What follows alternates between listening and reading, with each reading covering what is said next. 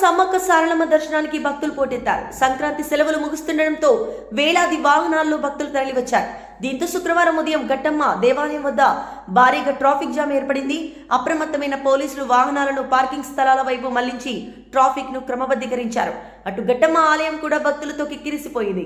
కాగా మేడారం మహాజాతర ఈ నెల 28 నుంచి 31 వరకు వైభవంగా జరగనుంది.